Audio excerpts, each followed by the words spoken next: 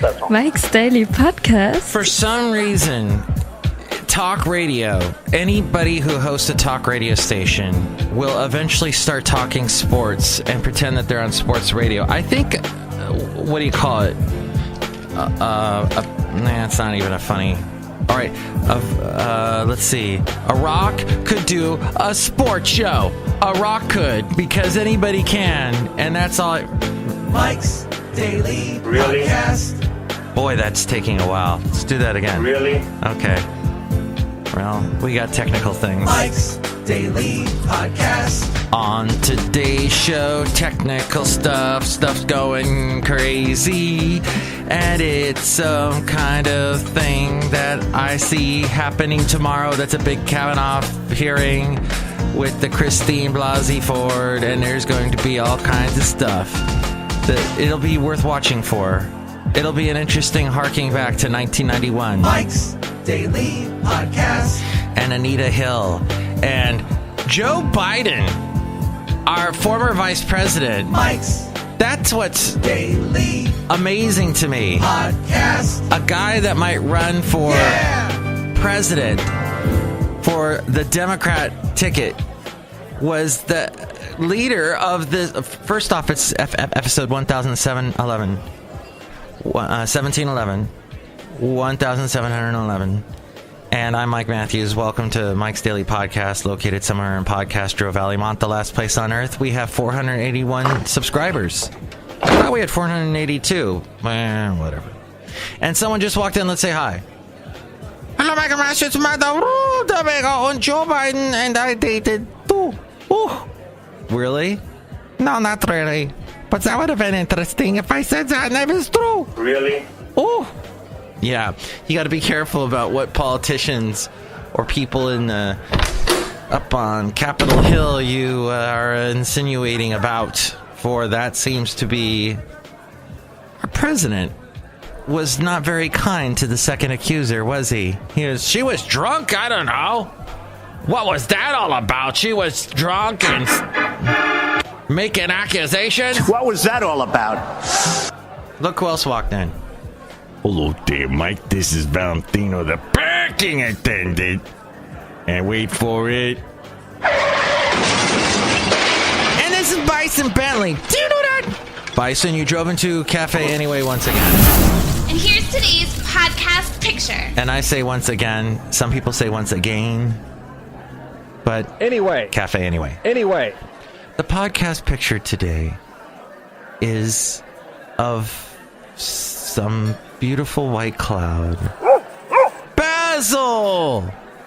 Yesterday, we ran into a couple of people on our walk, Basil the Boxer and I. We were walking in Podcastro Valley, and we ran into a couple people I have commented on the show before and not said their names. But one of the guys... The last time he saw Basil, he went on and on and on about, oh, you poor guy. Oh, you're so old. Oh. And Basil's like, what the hell? What's this guy's deal? And this time, he just did a little bit of it. He was, oh, are your legs stiff today? But yeah, that was the little, he ran into him. I ran into a couple people, someone who's actually been on the podcast before. It was a jam-packed day. Ooh, and some nice person decided to clean out their garage. They were cleaning out their garage, and they left a bunch of stuff outside, and we have these things. I want to do a super project, like a side project, where I would go along, and anybody who puts stuff out on the curb and then tapes the back of a piece of typing paper and writes on it, free. I want to collect all those free signs. There's so many you get. People just drop, they put the stuff on the curb. Go for it. It's yours. It's free. And so they have to put the sign out that says free. Otherwise, if you put it out there, some people don't know. Well, did they forget about it? They were like taking it outside for a minute, and then they were going to bring it back. Maybe the thing that they took outside was lonely. They needed to see outside what it's like to be outside, and then they forgot about it. No, what it is it's free. It's yours. Go for it. Take it. And there was, all this stuff I need. Like, I've got a crack in my patio that creates a leak when it rains. We didn't get the rains last year like we did the year before here in Podcastro Valley, the Bay Area. I mean, it poured, and the water, as North Carolina knows, needs somewhere to go. And it was going into my basement through this crack. So I want to seal that up with all the sealant stuff. That they had cans that had never been used, stuff still in the packages that they had. And I'm just, how am I going to carry all this home? Oh, I'll use Basil's poop bags my dog has this thing, sidebar. When he poops now, he doesn't do it in one, area. He keeps walking as he poops. He's doing this thing. He's spreading the love, as it were. So that makes for picking up his stuff, which you should always bring poop bags, dog owners. Makes it very interesting. So, someone that I know who was in North Carolina through all of it, he wrote a little sort of play-by-play of what was going on. Friday morning, the hurricane hit, and if I may read just a little bit of what he said, I'll pick out some of the big, huge parts. One of the things he noticed, and he's an excellent writer. He's written a couple books. This guy I know who lives in North Carolina, and he puts the 80-foot tall pines and oaks are kind of close to his house, but not right next to it, because he says pine cone grenades explode on the roof, tumbling down the steep pitch to the ground every few minutes. And then they didn't get any sleep. Let's see one other thing. Oh, and then he had leaks in the attic. Been in the attic repairing leaks with Gorilla Glue. Great stuff when applied over running water. Third coat seems to do the trick. First two are a mess. 100 mile per hour winds now. Horizontal rain. The trees that were aforementioned are falling down. They're snapping. Limbed the tree crown now lying upside down in the backyard. Crushed a portion of the fence and buried itself 2 feet into the soggy ground. And then all the work he has to do, cleaning up, it's like hours and hours every day. Soup for dinner. The propane gas tank still works, so we have hot food and tea. Yes, we do have ice for our drinks, too. Friday night hurricane party in 5 different homes. Texts are the only communication we have now. Everyone is safe. And that was after the first day. And then, I guess another bout hit, and a loud crack. They can't get any information. They're walking. What he was talking about was like the sense of community in all of this. Like people in his neighborhood were pulling together. They put this big extension cord between everyone's houses so that they would have power, all hooked up to a generator. The guy who's the big money guy that I do the show for, that I produce the show for, he has all these great money ideas. He has talked about how investing in a company that makes generators is a smart idea in today's world. Where what's interesting is the guy who wrote this account of what was going on in North Carolina is a climate change denier, is a Republican, is conservative, does not believe in climate change. In fact, I was having dinner with him and my mom once, and my mom said, oh, the reason why the waters are rising is because there's so many people on land. There are more people than ever, and the land is sinking because of all the weight of all the people. and he said, oh yeah, that makes sense. I'm like, what? What are you guys even saying? What? So, at any rate, he denies climate change, yet here he is stuck in the middle of the worst climate possible. And then, this is interesting too. Right after all the hubbub after the weekend, it lasted from Friday to Monday. Some guy wanted $8,000 for tree work. Told him to keep moving. Another crew today for $2,000. Once the current thunderstorm passes, they're up the trees and bringing them down. Okay. So my point is that the guy that I do the money show for says, hey, maybe invest in those generator companies, because this is going to happen more and more. I'm going to seal up those cracks. After reading that account, I'm going to seal up the cracks in the backyard. I'm going to look for any possibility of leaks, because damn, I don't want to go through that. I know, and everyone's getting crappy weather at some point, and harder, badder, stronger, deadlier disaster weather.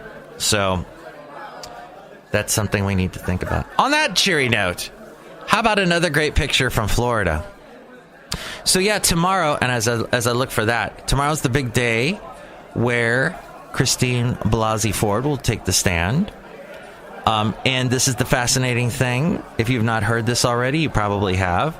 The Republican questions are going to be asked by a hired lawyer who's, as I just heard, has been in law for 25 years.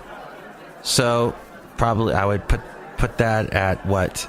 Somewhere in her 40s, 50s. And she's going to be asking the questions for the Republicans. The Democrats will ask their own questions. Kamala Harris will ask her own question. I still have a little... I'm rooting for Kamala Harris.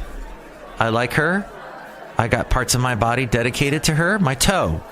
I have a Kamala toe. It took my lovely lady friend a little while to get that joke. And maybe that's not a good joke. Okay, it's a bad joke. But here's the thing. Is Kamala Harris and all the Democrats, Cory Booker, everybody are going to ask... Is it Cory Booker? Yeah. They're going to ask the questions. On the Democrat side, Republicans are like, oh, no. Oh, we're going to look too much like Neanderthals. We better not ask the questions ourselves. We're going to hire this outside attorney. So I don't have any information on this outside attorney. Who the frick is calling me right now? Ugh! Hello? Hello, Mike Matthews. This is Mel. It's Mel? No, this is Mel. This is Mew? No, it's Mel. You're me? Huh? Never mind. Anyway, Mike Matthews, I think this whole Brett Kavanaugh hearing is a debacle. All right, thank you for the call. Hey, so I'm going to use this picture from my riverboat cruise thing that I was on. And they've got this funky little gangplank that's going to nowhere, a bridge to nowhere. And I like that because it kind of feels like where we are at this point. Anyway, so see that picture at MIKEs-DAILY-PODCAST-1711-Gangplank. Brett Kavanaugh is going to answer questions. Okay, so what I listened to the New York Times podcast, which I see on the charts is like in the top 10, top 5, which to me is wonderful because it is an amazing podcast. Michael Barbaro does a fantastic job. They've got a bunch of people working on the podcast, and they pull cool sound effects. Well, someone took the time. I forgot her name. I'm going to find it for you in a moment. She took the time and went through the whole Anita Hill hearing, went through the whole history behind it and everything. And she told the story about what happened, and it's fascinating because, let's see, it would be the Kate Zernike. Well, Kate Zernike is her name. Yes, it almost looks like Zemike, and I'm Mike. Zemike. Mike's Daily Podcast. And apparently, the whole Senate Judiciary Committee that questioned Anita Hill was led by Joe Biden, and Clarence Thomas picked by George H.W. Bush to replace Marshall. And so he was leaving, Marshall was, and so George H.W. Bush replaced him with Clarence Thomas. Okay, so everybody's loving Clarence, loving him, and then there's just this hint, Nina Totenberg from NPR, who's still on NPR and talks often about all the things going on in the Supreme Court, and she likes to say the word quote a lot, quote, and she has been on NPR lately talking about those Anita Hill days.